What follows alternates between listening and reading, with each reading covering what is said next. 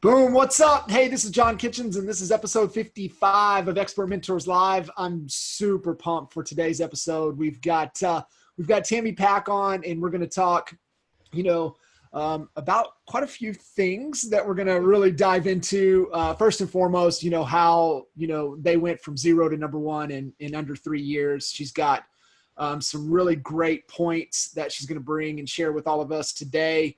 I'm going to dive into, some marketing, dive into some social media, things to get involved into your community, and some just amazing sales techniques. So we're super, super excited. Also, answer any question that you guys have. Take advantage of the Q&A, the chat feature, throw it in here. If you're listening to the recording, shoot Tammy a message, shoot me a message, post it into the chat below, and we'll definitely be sure to answer any and all questions that you guys have. So Tammy, say hello to the Honey Badger Nation and let them know what we are about to dive into.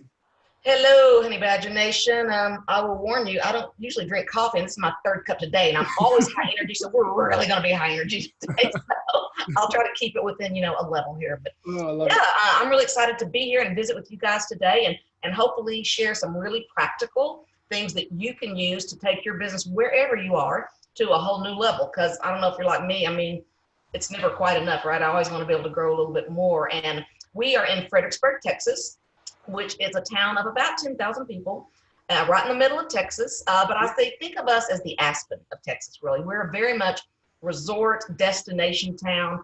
So we're not a typical town of 10,000. Our restaurants, our entertainment, our wineries, everything here is just over the top amazing. We get almost 2 million tourists a year in this town of 10,000 people. So it's very different than what you might think. So one of the things that I got excited about EXP after we built our team is I thought, man, I go to these conferences and I see people that their team sold 1,000 homes. I'm like, how MLS doesn't sell 1,000 homes, and I want to sell more than anybody else. And I want to be, bigger numbers. How are we going to do that? And right. So this EXP gave us a way, not necessarily sell more homes. We can do expansion if we want that way, but just to be part of something even bigger, because being number one in our market wasn't quite good enough. So I wanted to go a little bit bigger than that. I love it. And, us being from a smaller town, we understand. I think we're about 3 times the size of transactions, but I get it, right? I get it. And, it's definitely, it forces you to have to do things a little bit differently. For us, it, really pay attention to the details. The details were extremely, extremely important for us. And so I'm excited. I'm ready to jump in. Anything that you want to give some context on your story. I know we posted kind of a little bio with the call, so you guys can definitely check that out. I know one of the things I want you to dive in your story, but is there anything that you want to just kind of give some context to that really has helped you, over the years to where you guys are at now? Yeah, absolutely. My background is I started off as a trial attorney after going to the University of Texas School of Law, Hook'em Horns. I know Jay loved that. And after doing that for 5 years, I've always kept my license. But then I went into retail. Our family some of our family members had started opening up little tourist town gift shops that had quilts and home decor and gifts. Did that for actually 18 years. So most of the things we built on the backs of retail. At one point, we had 6 stores. A lot of work, a lot of fun, going to market and all of that. So that was great. I got my real estate license in 2009 for myself because I jokingly, but not really jokingly, tell people all the time I did it because I had a realtor here in town. Remember back in the day when you didn't research because there was no internet. You walked into a real estate office and whoever met you at the door, that was your realtor. And so that's who I had. And God love him, he meant well, he really did. But he just was not a great realtor. What finally put me over the edge is, it's like breaking up with your hairdresser. You can't ever get away from that person for the rest of your life. And I was like, I can't do another deal. And I was enjoying the buying and selling, but I was like, oh, he's going to mess it up. God love him. He's just not going to get it. So what put me over the edge is I found a property I wanted to buy. I met with the owner privately. I wasn't licensed, so I just called up the seller. And I said, look, let's go have coffee because I'm going to need to do something creative for this to happen. And if you're not interested in it, then that's cool. But I just need to know. And I don't want it going through 3 different people to get to you. So we had coffee at McDonald's. We worked out the whole deal. She was going to carry back part of the down payment on this property, all these different things. I literally took it to my realtor, sat it in front of him, like, don't mess it up. Don't help me. Don't be my champion and make them mad and walk away from the deal. Just do this. So he got that $17,000 commission, I think it was, on that, and never another one. I was like, okay, we're not doing that again. So I found the best way to break up with your realtor is get your own license. So that way I was like, oh, it's not you. It's not you. You're great, but I got my own license now. Right. So from 2009 until 2015, I only did it for myself. Wes and I got married. I wanted to convince him to come to Fredericksburg. He was trying to get me to go to Georgetown near Austin. Georgetown's awesome, but I already had businesses here. My kids were still in school, not graduated yet. So I came up, I said, look, this is business I've been turning away for years, but I can't do another business. We also have a B&B reservation service because, like a lot of tourist destination towns, you've got a lot of vacation rentals, Airbnb properties, and we represent 200 of those and have been since 2007. So that's actually our initial business after the retail. They coexisted together. So can't do three. But when I met him, I said, great, we're going into real estate and we're going to own it. We're going to dominate it. If we're going to do this, we were, 48 and 50 at the, I guess. Yeah, 48 and 50. That's about 4 years ago. And I said, we don't have 15 years to build this business. We're going to build it tomorrow. And I also said, real estate comes and goes up and down. And I said, we can't be number 17 in this town when things slow up. Right. Number 1, 2, and 3 are always making money. They sell something, right?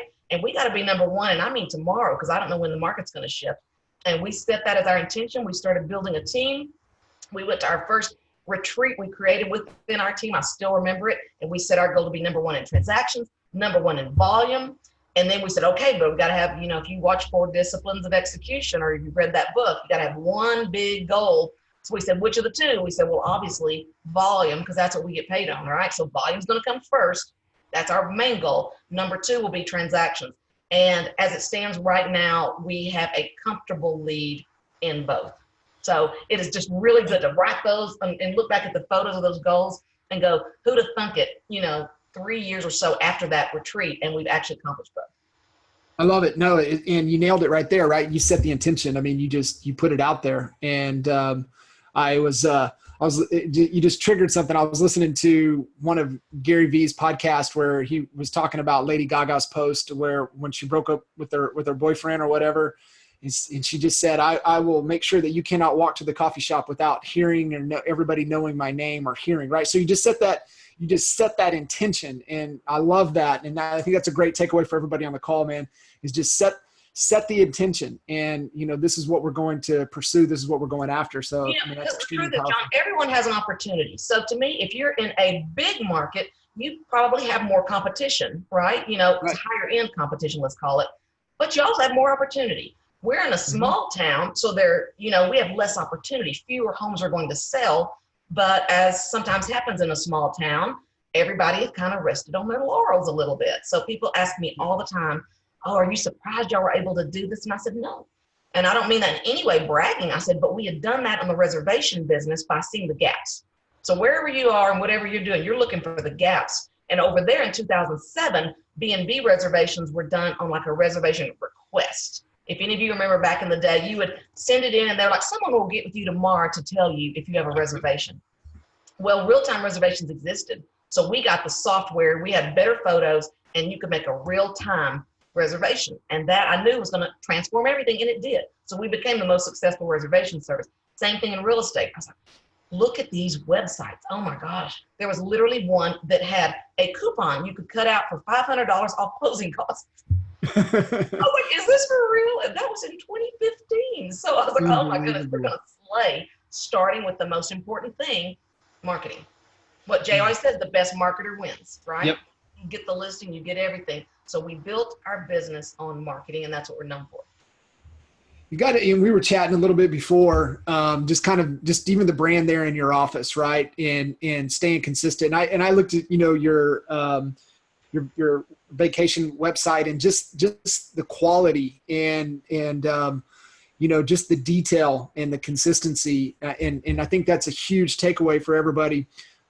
Just stay consistent in your theme, stay consistent in your brand. And it's absolutely critical. So it's really funny. I should have brought it in and worn it as a joke today. When we first started, the first thing we did, of course, was create our logo. And we were going down all these paths. It was kind of ridiculous when we look back at it now. And we had a blue bonnet on it because Wes he's a graphics guy. He was trying to play with the Texas theme. And one of our coaching friends looks at it and goes, yeah, I like that blue corn on there. We're like, okay, that's the first clue. This is not going to work. So we changed and we went to research and we saw that we wanted to be very clean. My daughter's been pretty influential with us on, it's got to be white, light, bright. So a lot of white, not even so much black as almost even charcoal, that little subtle difference. Yep. Then we needed a pop of color, and our research taught us that orange is the most disruptive color. People may like it or not, but they see it, they notice it.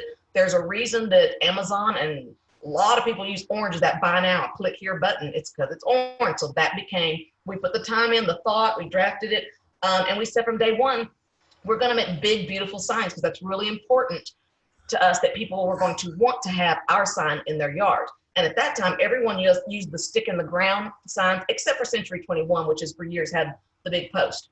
Right. So we went from day one and we got big posts, big signs, and we went all out with that. So they were noticeable. People driving down the street, we realized our first sign we attempted is like, what is it, a roofing repair? It doesn't jump out at you. You can't see it. It's got to be classy, but still catch the eye. And so we started getting a listing here and there. And man, at first we would take whatever listing it was. I don't care however priced they were. You have to take it. You got to start somewhere. Keep the signs. Then they start seeing them. Self-fulfilling, right? They start thinking, you got all the listings now. And we do. But we didn't. We didn't. And here's one thing I wrote down when we first started talking. It's one thing for us to be able to market now because now we're number one. We can use that in a lot of ways. But no one starts out as number one. We didn't start out as number one. It was me and Wes. We now have, as of today, 18 agents and a full-time marketing staff. We have all these extra people, but we didn't start that way. So here's a little tip I would give you. This is something I used when we first started out. And we had nothing else to say. So some of you are in that boat. I would say, okay, I said, you know what?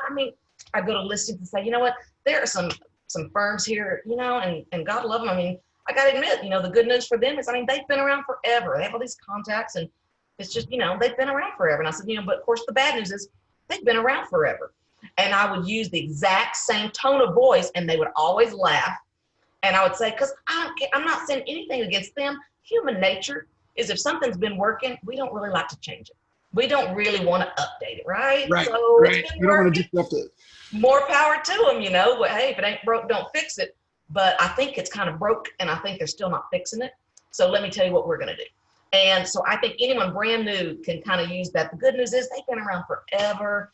The bad news is they've been around forever. And inevitably they will laugh at that and kind of realize what you're saying, which is they're probably not cutting edge anymore.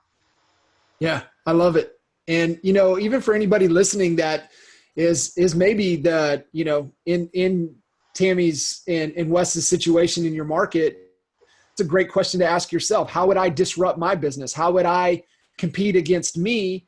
And then that pushes you to continue to keep getting bigger and keep getting better, right? Bigger takes care of itself. If you're just better, focus on being better, bigger will take care of itself. And that's just a good reminder. To be always thinking about, man, how would I cannibalize myself, right? That was Steve Jobs at Apple, right? How would I keep continuing to cannibalize the business and cannibalize what we're doing? So that's a great point. People ask me on a pretty regular basis because now slowly but surely people start copying to the unbelievable degree, Sure. Things that we do. So people always go, oh, doesn't that make you mad when people copy you? So my pat answer to that is absolutely not. I said, number one, I don't want anyone buying or selling real estate in Fredericksburg, Texas to have a bad experience.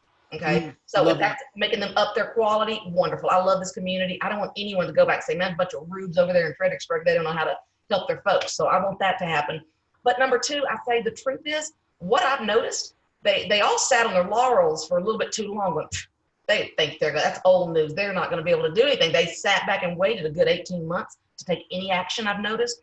And so I tell people, I say, they're worrying about what I was doing 18 months ago and just not getting it going. My intent is 18 months down the road, and they don't even know what that is. Exactly. So if they want to be picking up those crumbs back there, go for it, more power to them, but I'm looking down the road. And here's the newest thing.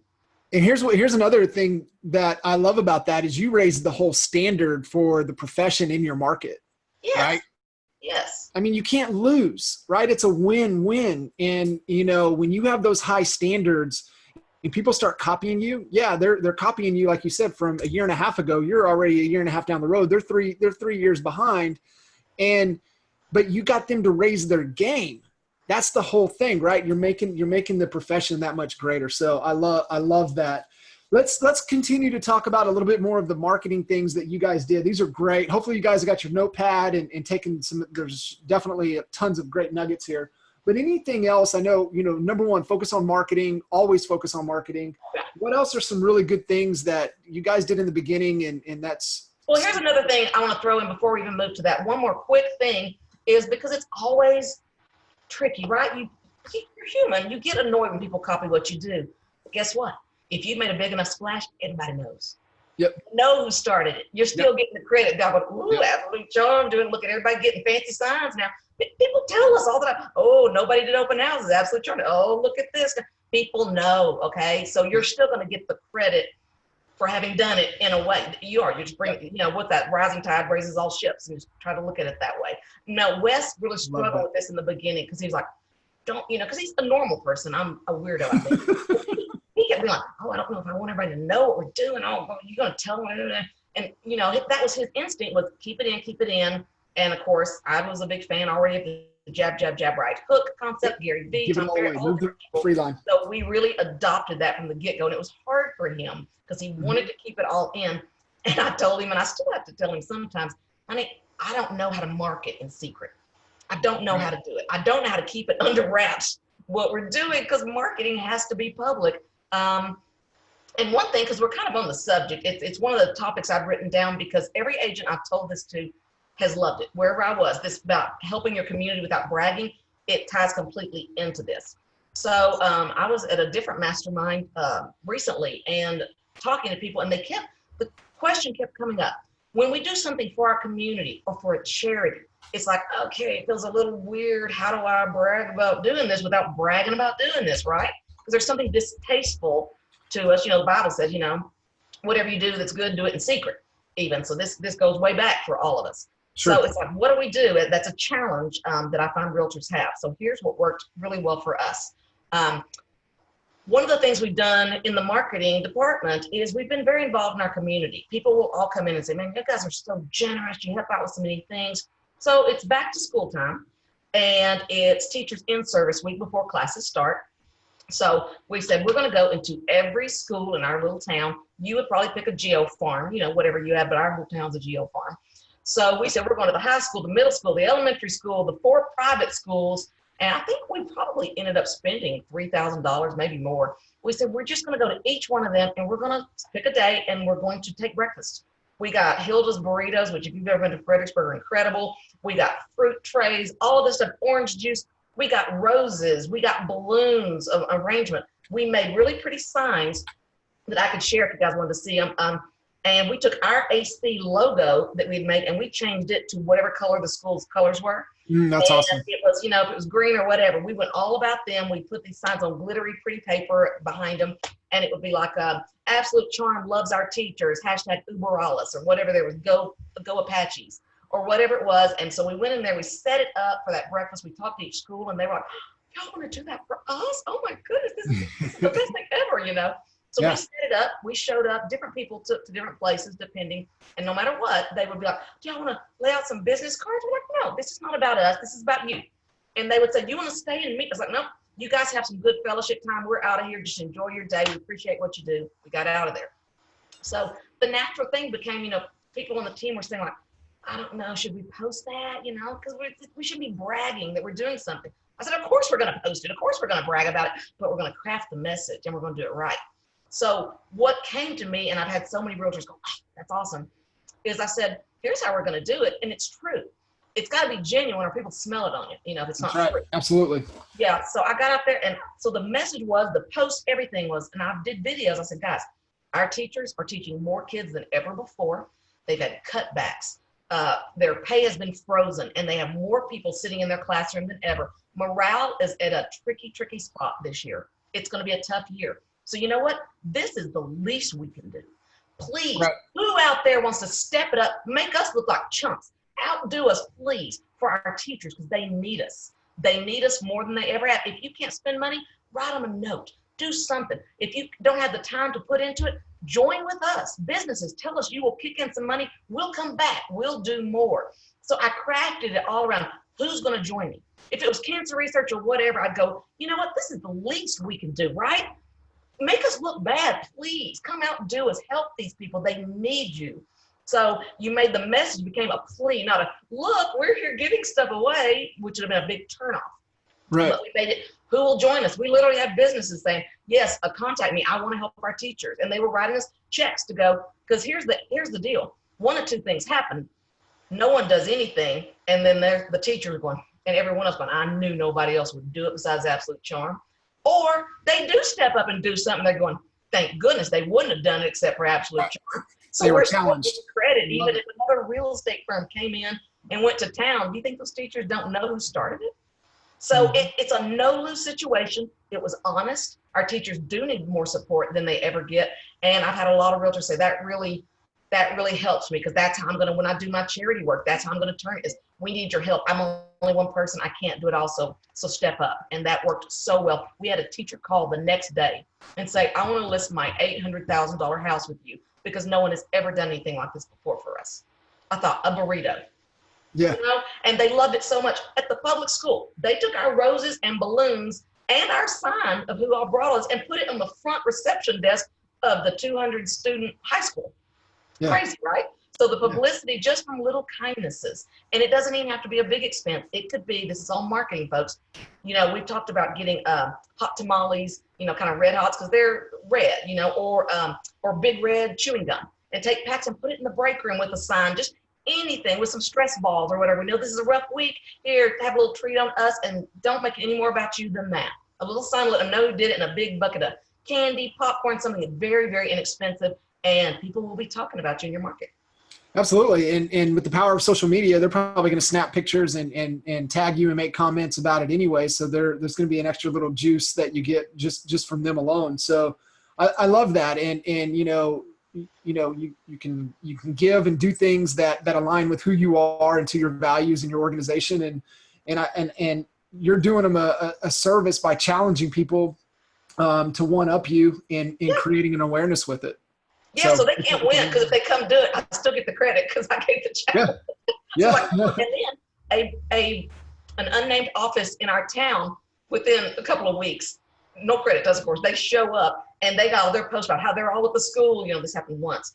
And they were, but I kept looking at the post and I finally realized they didn't bring jack squat. They didn't do any, they showed up and served tea at a grandparents' event. They poured the tea. I kept looking for, what did they bring? Did they goodie bag? They didn't bring anything. And they brought the whole team, not one or two people. They brought everybody in their shirt, all matching. So it was all about them. They missed the boat entirely. And I have not implemented this as well as I want to. Orange being our pop of color, we have some orange shirts we wear sometimes. And I said, I really want to get everyone in an intentional system where one of our taglines becomes, when you see the orange shirt showing up, they're bringing something good. I want them to know, if they're at school and they see orange shirts coming in, you know, we're bringing something good for you. I want them to affiliate and associate. It's Absolute Charm. They're bringing something good for us. And I think that's something anybody out there could use. I love it. And I don't know if you caught what you said. Hopefully I want to say this so everybody else caught it. And, you know, we talk about, hey, what areas should we, you know, focus on and grow on? And you're like, well, you're a small town, man. Your whole town's your geo farm. And I was like, it's true, right? Because I see some names who's on here that are in small towns. They'll be like, man, your whole town better be your geo farm. You don't be looking for one neighborhood. You better own the whole thing. So, and you know what, when you're starting out too, I would also say, as far as the marketing, to make sure I hit what I need to hit to help folks on the marketing, what we did, we had our beautiful signs. We took the listing. We did what we could. We negotiated where we could. But I literally remember having realtors coming up to me before we had a single closing and go, y'all are killing it, aren't you? And I was like, we are killing it. I'll tell you what we are. And they're going, what are you talking about? Yeah. But we had some listings on important streets that everyone drove by. So then my thought is, then when you take pictures, if you got 2 listings, you take a picture in the backyard, luckily I could, you know, when you got a team going, even just me and Wes, I can brag on Wes, right? Better than Wes can brag on Wes. So I would have him lean up against the sign. It's dark. And I was like, look, 8 o'clock at night, this man's out with his sledgehammer putting up the hardest working man you'll ever see or whatever. Then maybe right before closing, he was in there mopping a place before a walkthrough because he wanted to make sure it was done. I took a picture from behind so you could tell he did not know I was taking that picture. He wasn't bragging, I was. I said, hardest working realtor you will ever find.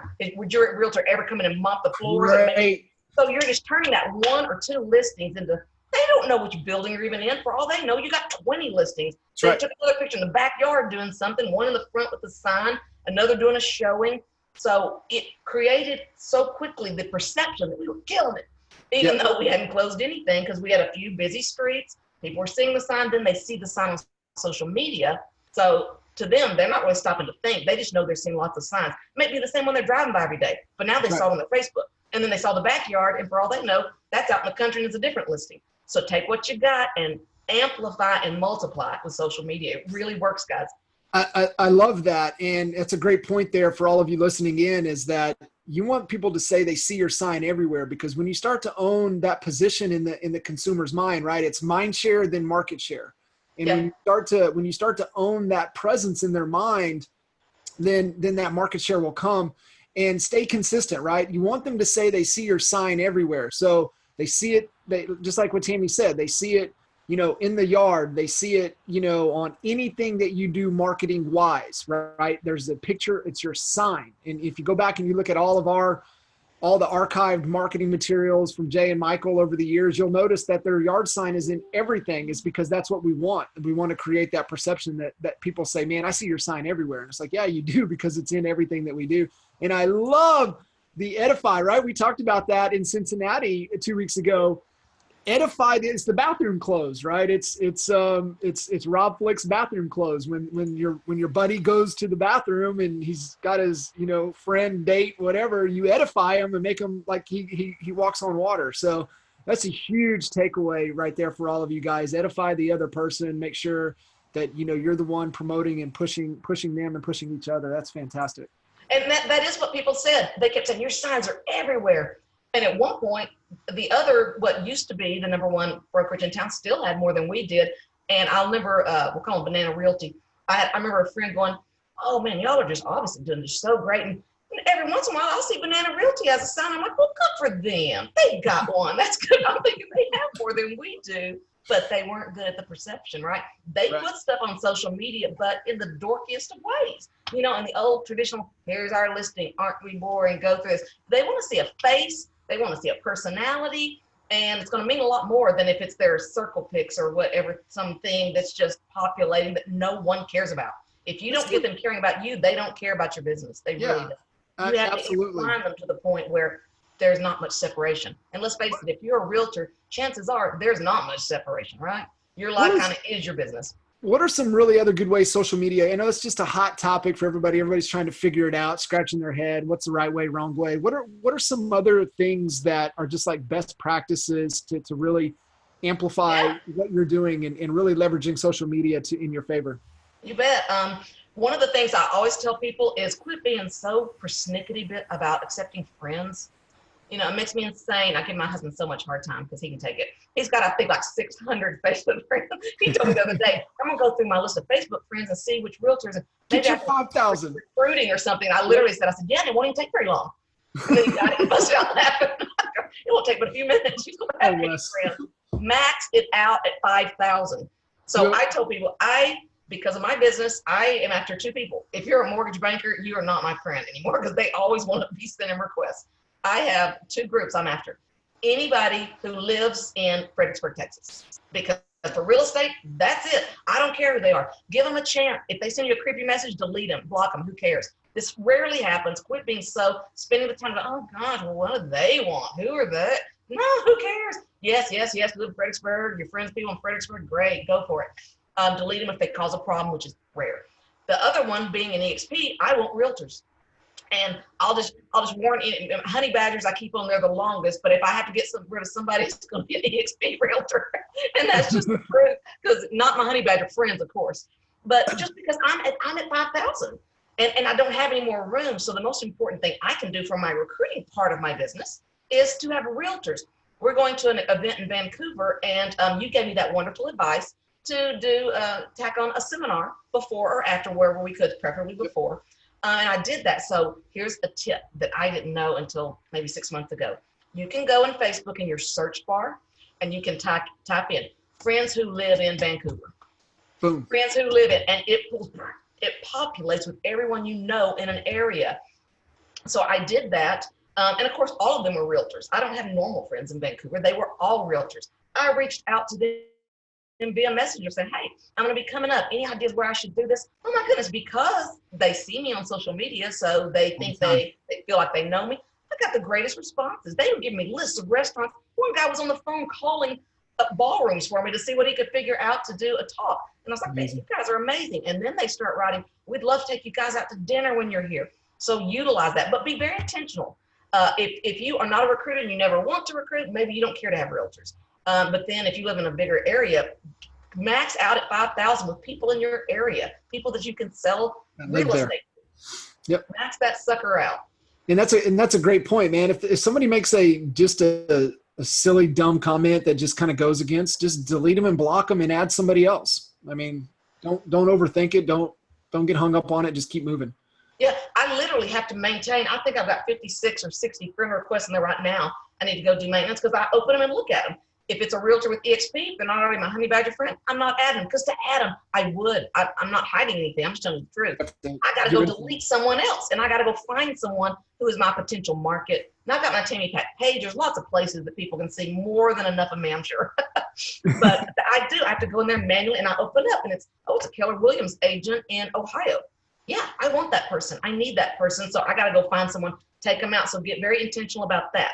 Get very intentional about posting, and posting often, and being interesting. Oh my goodness, don't just talk about your listings or they're so bored with you, they're not going to watch anything. The most important thing I always tell people, and I know it sounds dumb, it sounds basic, but it's what everyone misses, is you've got to be interesting.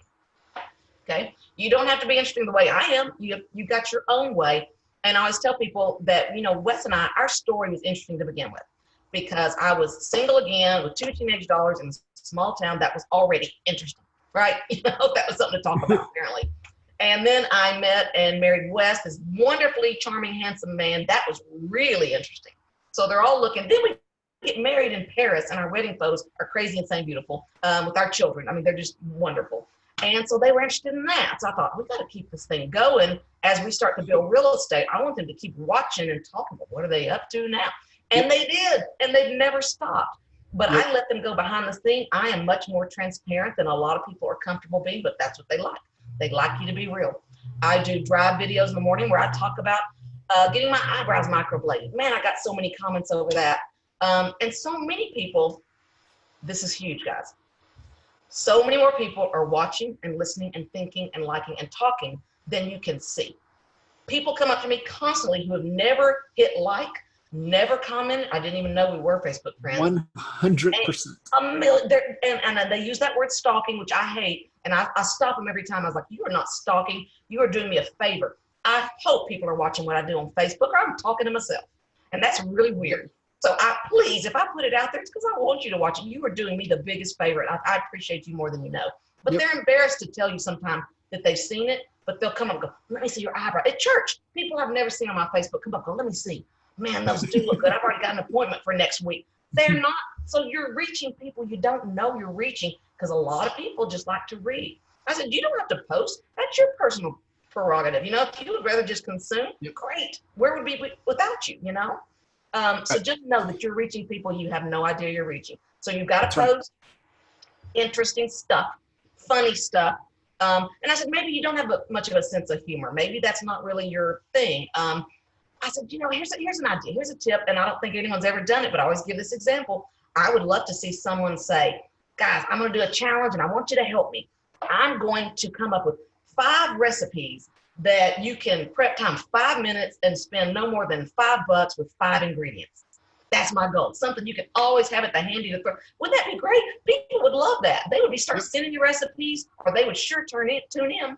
And I'd say next week, Monday through Friday, I'm going to dig something up. We're only going to spend $5, 5 ingredients, 5 recipes, 5 minutes. And, if you've got some, man, even reach out privately or whatever, send me your best stuff. People would watch that. It's interesting. And then if you did it and you cooked it and you burned it, all the better. Yeah. I tell people on live video, I'm like, what's the worst? You trip and fall, and you always delete the live video. And I said, and that's the absolute thing you should not do, because that would be the most popular video ever. That's the That's best what they one. watch. It's Yeah. like a car race, right? They're waiting to see if you crash. It is. It is. So yeah, absolutely. Don't be afraid. Don't get hung up with the likes. I mean, it's just a vanity number. Just know that more people are paying attention. If you see something good, take it and use it. Right. And the reality is that Facebook doesn't show anything to all of your friends anyway. So like, I mean, if you find something, pick and pull, use it again. I mean, it's just, don't get hung up. Just do it. They love unboxing. They love a new product. Sometimes I get caught up trying to do something really motivational and meaningful, and then the thing I'll get the most interaction is about my eyebrows.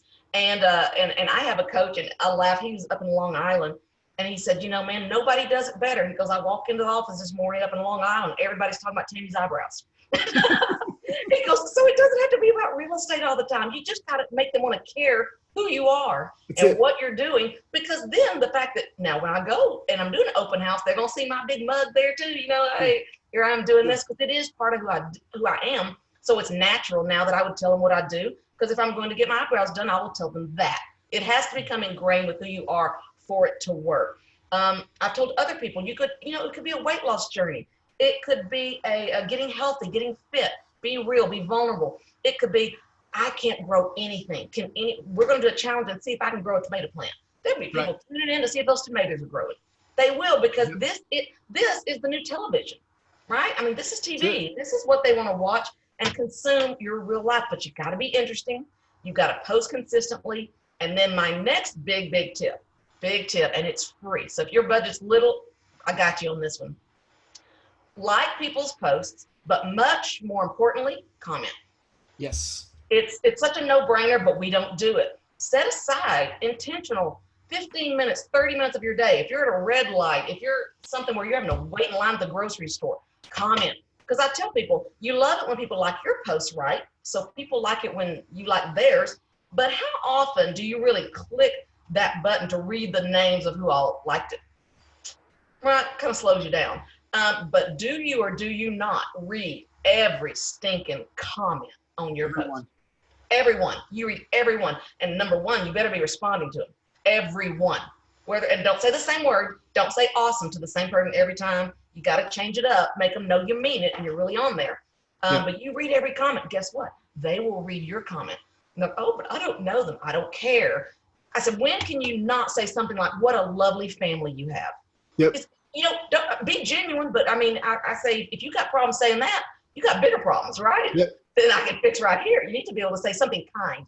And it might just be, looks like a wonderful adventure. I've enjoyed following your trip.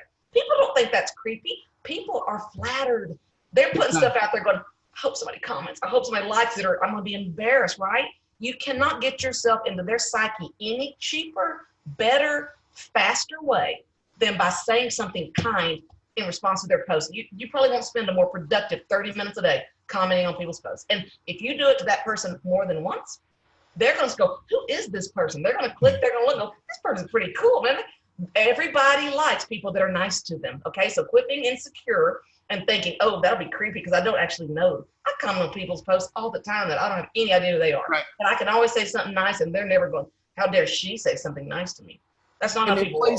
It plays into the algorithms with Facebook too, right? Because then it'll, if you're complimenting, if you're commenting and they're commenting back, they'll keep showing your stuff to them on a more consistent basis. So I think, what is it, less than 20% is what Facebook shows to your friends list. So, you know, being able to have that, because it only wants the interaction.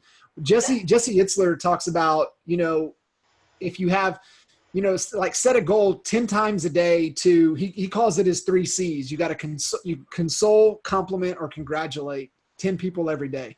And if you build that muscle, that habit on the 3 C's, man, you talk about engagement, you talk about people interacting. It's just really, it's awesome.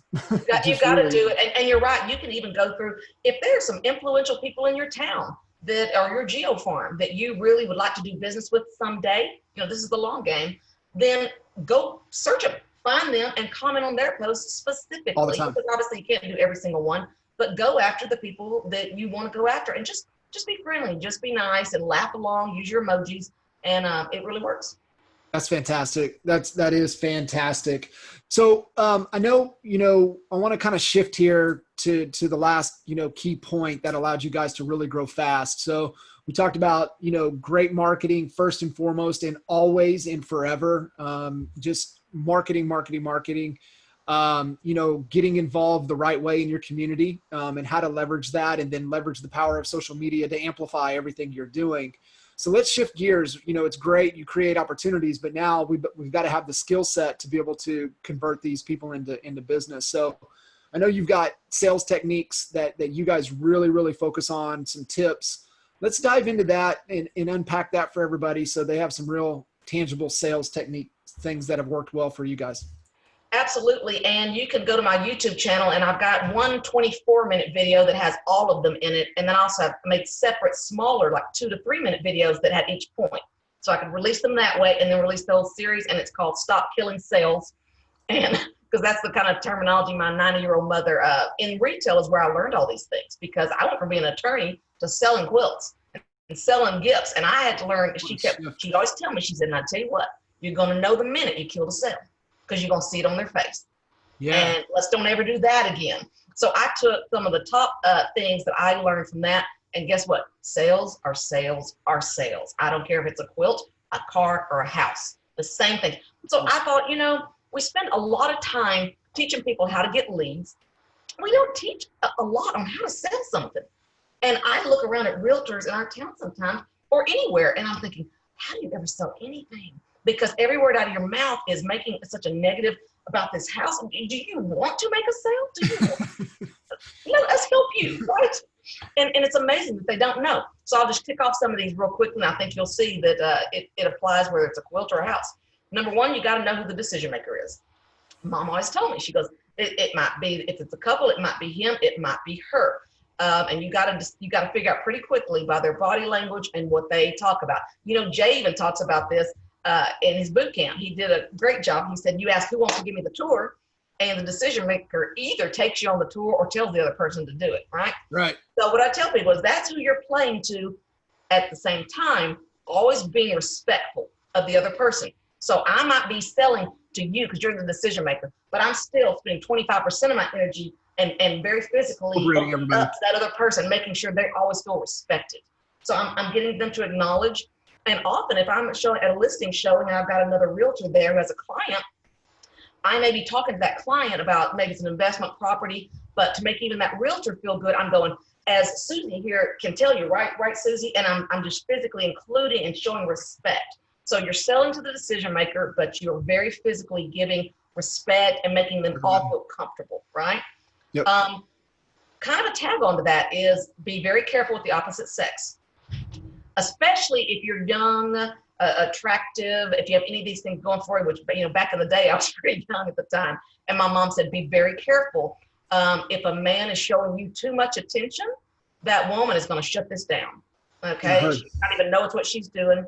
But so if you sense that situation, you make sure you're over getting her attention, right? It's about her. It's not about you. You're not doing anything that could remotely be seen as giving him too much attention. Same thing, guys, you just got to be very conscious of that. Sometimes I feel like people can go too far with it and not include. You're always including both. I think I notice sometimes Wes does this, and it's really weird because he's the absolute opposite of a chauvinist. I mean, I think you can be married to me and be a male chauvinist. And he's not. But a lot of times we find out he doesn't look or use enough body language to the women or include them in the conversation or things. And I think the reason is he is a real attractive guy. And I think he's gotten in trouble from his own spouse and things in the past enough, or even that he without, and he goes, man, that's interesting. I think you might be right. I was like, you almost don't even make eye contact with him. So don't go too far, right? They have to all still feel respected. There's a difference between not flirting with them and not looking at them. If you don't look at them, they're sitting there thinking, who do you think you are? We're done. We're moving to the next realtor. Right. Okay? So include everyone. No negative opinions. Oh, this one is good. So here's an example. I had 2 quilts out because that's the first thing you had to do is get them looking. You had to get 2 quilts out. And I didn't go, can I help you? Or would you like me to open those quilts? If they touch it, my mom said, if they touch it more than once, you just go get it and you open it. Say, oh, it's good for the quilts. I need to refold them. This is what I do all day long. Don't worry. So same with sales. With house sales, you want to take the pressure off. It's like, you don't have to buy. So what I do, we go look at houses. You get them involved, right? Once they start going, ooh, do I like this one? Do I like A or do I like B? Now you got a way better chance of selling them a quilt because they're getting emotionally invested. You know, I didn't like that house, but I think I like that one. You get the conversation going, get them looking. And as soon as I said, which one you like better, this one or this one? Oh, definitely this one. You know what? This one's out of here. Throw it out. This is in the maybe pile. I call it the maybe pile. And I keep adding, oh, that, no, I don't like that either. Let's get this one out of here. So you're culling as you go. And now the more they get invested in A or B, the more chance they're going to buy a quilt, a car, or a house. Okay. Right. So you want to get them kind of, yeah, I do like that. That's a good school district. Yeah, you're right. You start winning them over, but no negative opinions. Because here's what I did wrong one day. I had 2 quilts out. And I said, look at this one. It has a beautiful zigzag sawtooth border, we call it. So much work goes into that. Oh, the time and labor. That's just beautiful. And I said, where's this other one? You know, it's kind of plain. Who uses that word plain? I saw the look on her face, and I had killed the sale. Right. Her words were, she goes, yeah, I guess it is kind of plain. That's really the one I liked. You're not going to get that back. You're not going to backpedal and beat fast enough to get over the fact you just called the one she liked plain. Yep. Same with a house. You make one dumb comment, and now she's starting to doubt herself. If she's not real confident, she's like, oh, yeah, it is kind of small, or whatever it is. So what I learned is I still want to help them decide. They're coming to me to help them decide. But what you do is you point out distinctions with no judgment. So what you have to do is, I learned from that point, from then on, I would say, look at the beautiful detail in this sawtooth border. Man, so much work goes into it. And then this one, I'd say, and this one has such clean, simple lines. Try it again with the next person. They go, that's what I like. Clean, simple. It wasn't plain. Plain killed the sale. So if you're looking at a house, because you know what? I love this one, so intimate. It just really has a great homey feel, you know? And that one is so spacious. These are both positives, right? And they'll go, yeah, intimate. I don't need all that extra space. Yeah, right. Forget that old big house. So right. You go the way they want to go by offering them positive terms for both. Let them lead you as to what they want. Because in real life, what we want is to be told that our opinion is right. Yep. What we really want is for them to go, yeah, I like this house too. But the problem is you're going to say the wrong thing if you don't come up with positives and then let them tell you the one that they want you to feel good about. My ex-husband, one time, I laughed so hard. He had a great story. He said before we got into retail, he went in and asked a guy, before I knew him, he said, I want to buy a lifetime boot. And he goes, what a stupid thing to say. It's not a thing that boot going to last a lifetime. He goes, but that sells. He goes, is this your lifetime boot? He goes, that guy goes, yep, sure is. That's a lifetime boot right there. He goes, it was a dumb boot. He goes, but that's what I wanted him to say. If he'd have gone, well, sir, of course, we can't guarantee that it'll last your entire life. And all. He goes, it would have just deflated me and ruined I wanted him to celebrate my lifetime boot. And I think it's true in houses. It's the same thing. Well, if they're loving it, enjoy their celebration. I don't care if you don't like the green countertops or if you whatever. That's your opinion. If they're into that, say, yeah, man, that is just awesome. They want to feel good about what they already like. Love it. Another one I've got on there is dig a little deeper to find out what they want. I had a client walk in, I'm not a client, a quilt customer, walk in and say, I said, what are we going to look for today? Let's narrow this thing down. And I would always narrow, this is another great one I really should have put in the video series. People would always walk in and they'd say the same thing. I could never decide. There's so many choices. I said, no. The same with houses, right? How are we ever going to decide? I said, oh, no. There's only a handful that meet your needs. I said, are you looking for a king or a queen? Well, a king. Okay, now we already cut that whole room out. Let's go in this room. Now, do you like purple? No. Okay, well, all the purple ones are out. You start helping them to narrow. These are really probably only 5 or 6 quilts that are in your budget, the size you need, the color scheme you like. We're going to make it real easy. So okay, start taking that pressure off of them. But this one guy walks in and he goes, yeah, I'm looking for a Southwest quilt. So by experience, I had learned, I said, you know what? That's awesome. Let's talk about that. What does that mean to you? What does that mean to you? And he goes, you know, red, white, and blue. And I'm thinking, so glad I asked, because at this time they had quilts with cocoa pellies and coyotes with turquoise. That's a Southwest quilt. But to him, exactly, that's where my mind went. Red, white, and blue. Guess what? I saved myself a lot of time.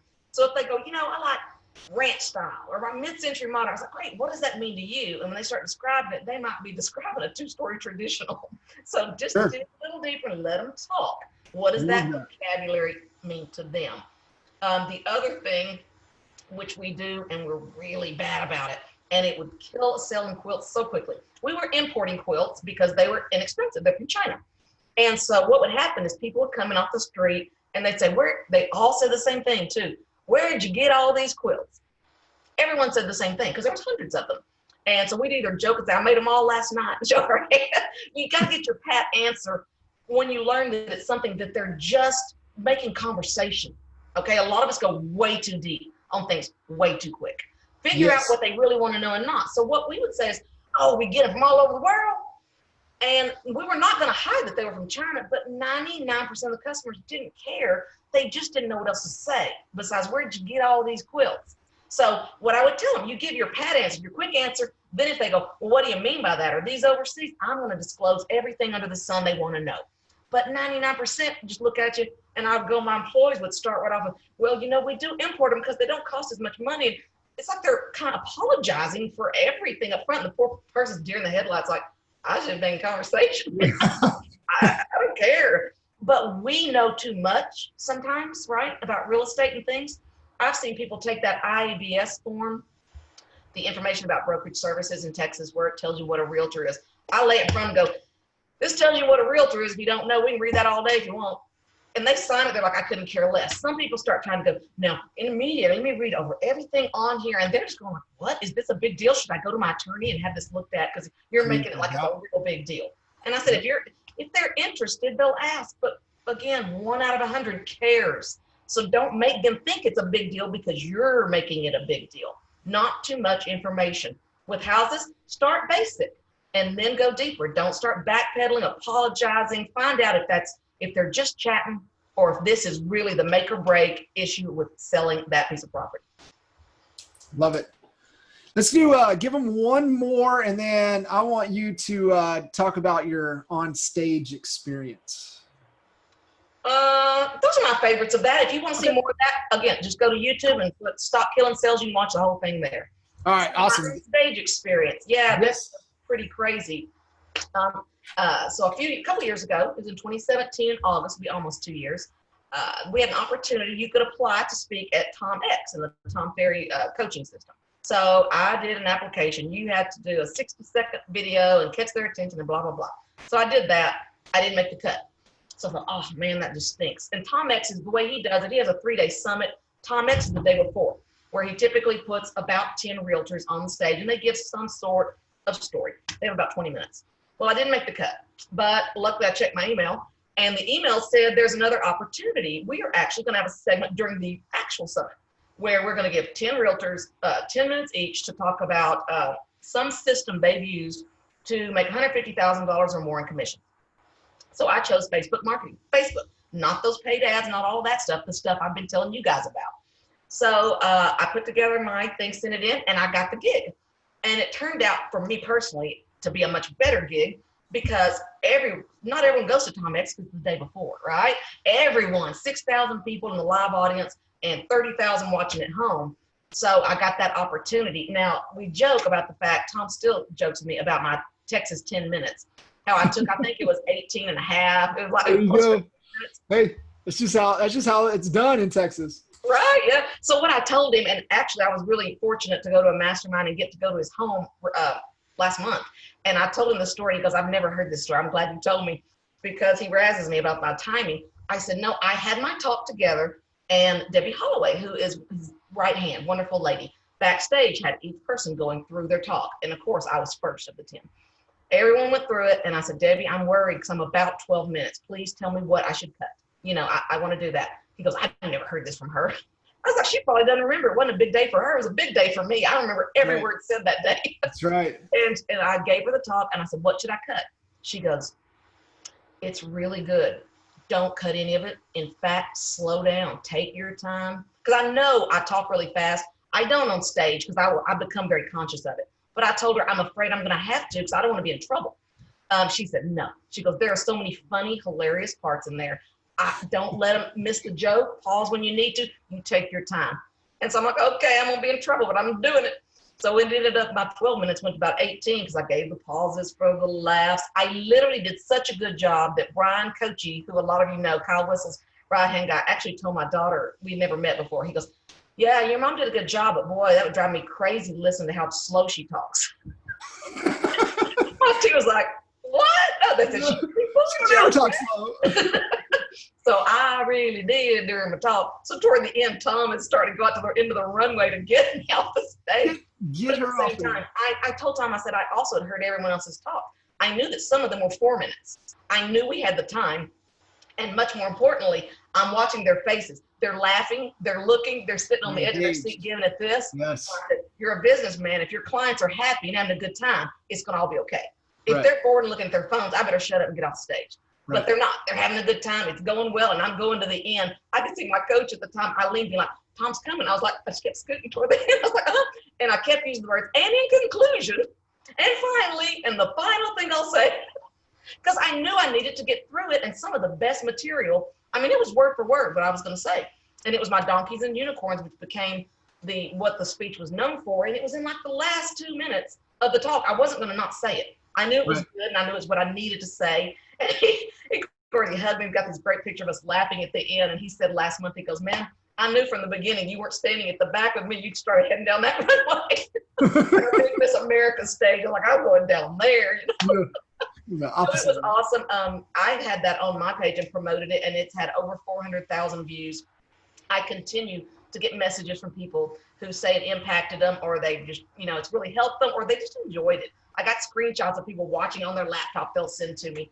And so I always say, I'm always loyal to Tom Ferry. I said, because he gave me such a huge leg up by putting me on his stage, and that's his stage. He has the right to put you on, and he has the right to yank you off. So that was a big deal for me. After that, a matter of fact, before I forget, some folks in London saw that and reached out to me because they had wanted to bring Tom over to England.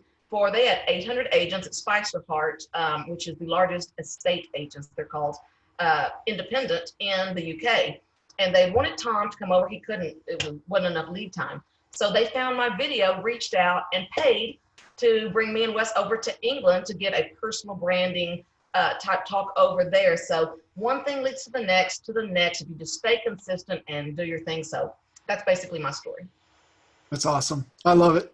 It's good. And, it definitely tons of nuggets and takeaways from today's episode. And Tammy, I appreciate you making the time, jumping on with us, just adding massive value. For all of you guys listening in, make sure to give Tammy some love when we get this posted back in the Facebook group. Share your biggest takeaways. Also, if you have any questions specifically for Tammy or for myself, feel free to reach out. Tammy, what's the best way for everybody to get connected with you? Well, I do have, you guys feel free to join my social media 2.0 for realtors. You can also follow my page, Tammy Pack. I'm on Instagram, Tammy Pack Talks. My email is tammy@absolutecharm.com. So it's a pretty simple one. You can reach out anytime. And also, if you respond under this, I will be checking it. I'll make sure and check back. And if there's any questions, I'll be happy to shoot them over there too. I love it. It's awesome. Thank you, guys. Tammy, thank you. Tell Wes I said hello, and we'll see you guys soon.